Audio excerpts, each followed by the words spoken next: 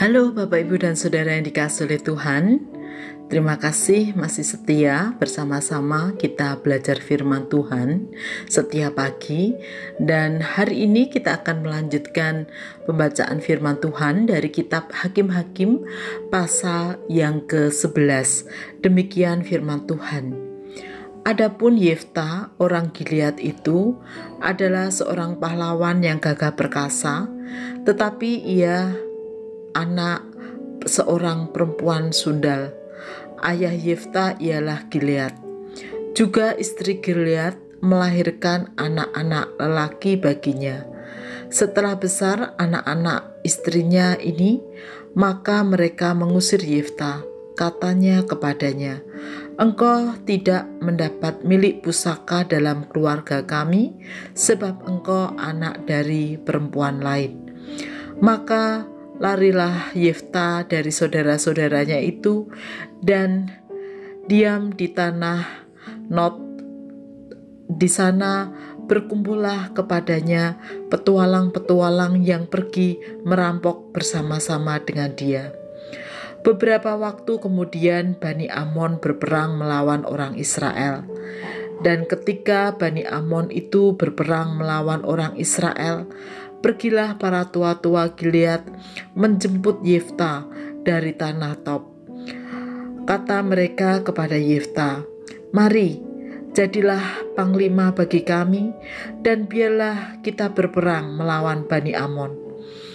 Tetapi kata Yefta kepada para tua-tua Gilead itu, "Bukankah kamu sendiri membenci aku dan mengusir aku dari keluargaku?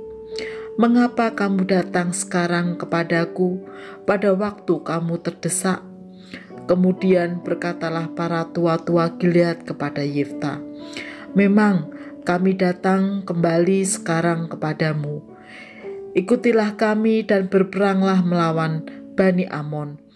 Maka engkau akan menjadi kepala atas kami, atas seluruh penduduk Gilead." Kata Yefta kepada para tua-tua Gilead, "Jadi, jika kamu membawa aku kembali untuk berperang melawan Bani Amon, dan Tuhan menyerahkan mereka kepadaku, maka akulah yang akan menjadi kepala atas kamu." Lalu kata para tua-tua Gilead kepada Yefta, "Demi Tuhan yang mendengarkannya sebagai saksi antara kita, kami akan berbuat seperti katamu itu." Maka Yefta ikut dengan para tua-tua Gilead. Lalu bangsa itu mengangkat dia menjadi kepala dan panglima mereka. Tetapi Yefta membawa seluruh perkaranya itu ke hadapan Tuhan di Mizpah. Kemudian Yefta mengirim utusan kepada Raja Bani Amon dengan pesan, "Apakah urusanmu dengan aku, sehingga engkau mendatangi aku untuk memerangi negeriku?" Jawab Raja Bani Amon kepada utusan Yefta, "Orang Israel ketika berjalan keluar dari Mesir telah merampas tanahku, dari sungai Arnon sampai ke sungai Yabok dan sampai ke sungai Yordan. Maka sekarang kembalikanlah semuanya itu dengan jalan damai." Lalu Yefta mengirim pula utusan kepada Raja Bani Amon dengan pesan, "Beginilah kata Yefta, orang Israel tidak merampas tanah orang Moab atau tanah Bani Amon. Sebab ketika berjalan keluar dari Mesir, orang Israel melalui padang gurun sampai ke laut Tebro dan tiba di Kades. Ketika itu orang Israel mengirim utusan kepada Raja negeri Edom dengan permintaan, "Izinkanlah kiranya kami berjalan melalui negerimu ini." Tetapi Raja negeri Edom tidak mau mendengar. Mereka mengirim juga utusan kepada Raja negeri Moab, tetapi raja ini menolak. Maka orang Israel tinggal di Kades.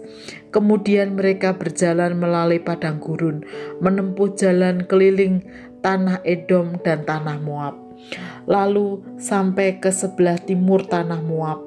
Maka berkemahlah mereka ke seberang sungai Arnon dengan tidak masuk daerah Moab, sebab sungai Arnon itu lah batas daerah Moab. Lalu orang Israel mengirim utusan kepada Sihon, raja orang Amori, raja di Hesibon, dan orang Israel meminta kepadanya, "Izinkanlah kiranya kami berjalan melalui negerimu ini sampai ke tempat yang kami tuju." Tetapi Sihon tidak percaya kepada orang Israel yang hendak berjalan melalui daerahnya itu. Maka dikumpulkannyalah seluruh rakyatnya. Ia berkemah di Yahaz lalu berperang melawan orang Israel. Tetapi Tuhan Allah Israel menyerahkan Sihon dengan seluruh rakyatnya ke dalam tangan orang Israel, dan mereka dikalahkan, sehingga orang Israel menduduki seluruh negeri kepunyaan orang Amori, penduduk negeri itu.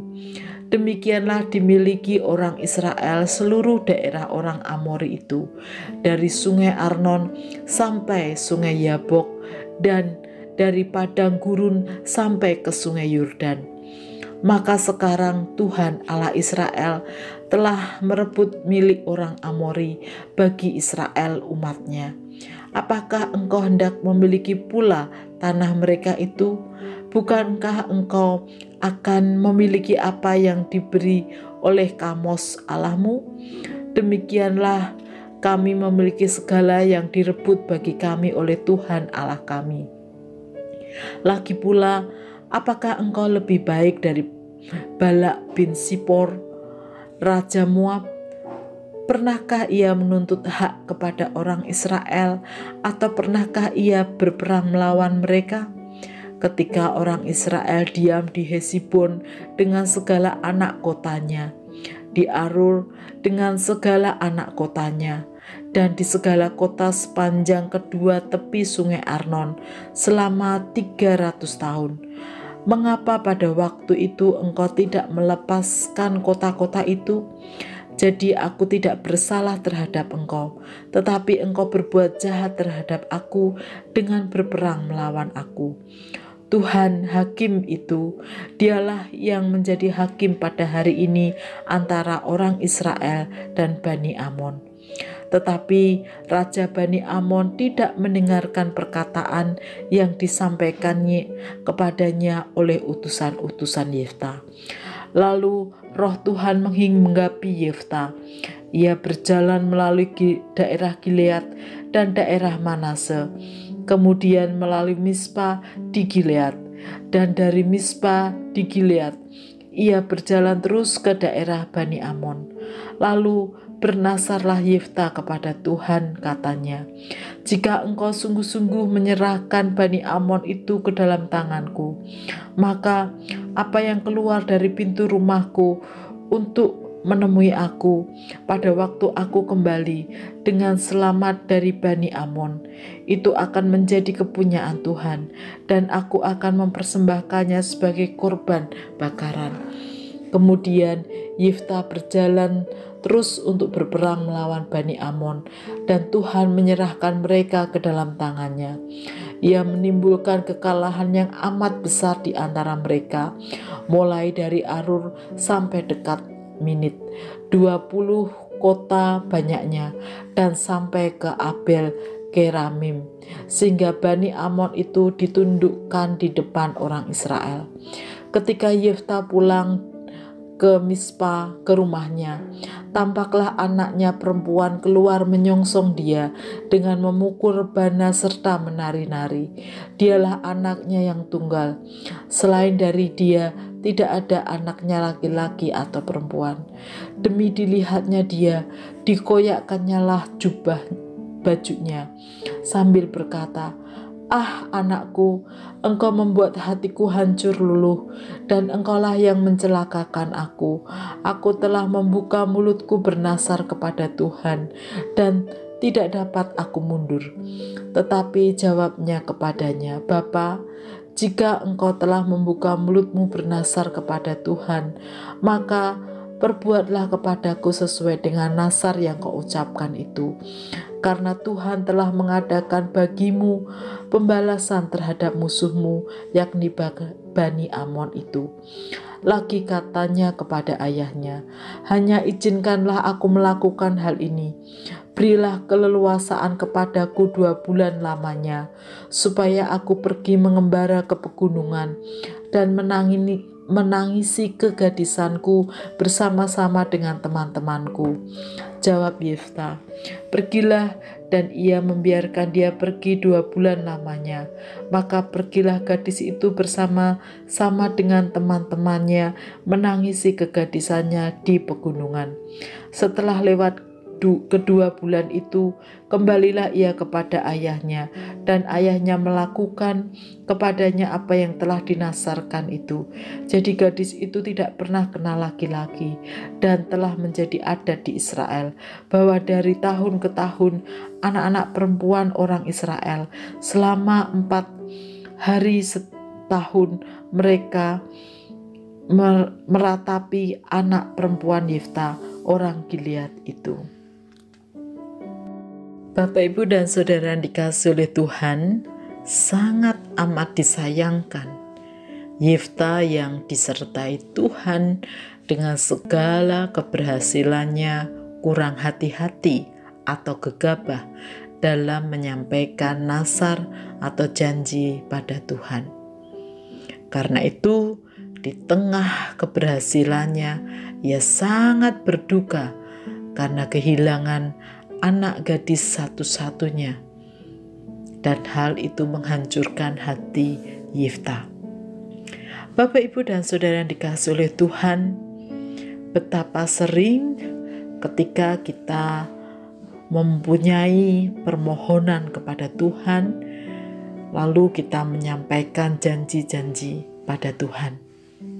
Tetapi kadang setelah Tuhan memenuhi segala permohonan kita atau harapan kita, kita lupa untuk menepati janji-janji yang pernah kita ucapkan.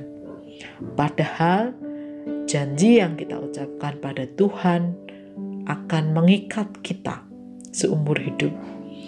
Oleh karena itu, mari kita belajar untuk bijak dalam menyampaikan segala permohonan dan janji kepada Tuhan, supaya kita bisa menepatinya dengan baik, dan apa yang kita ucapkan tidak membuat kita menyesal di kemudian hari. Kiranya Tuhan menolong kita. Mari kita berdoa.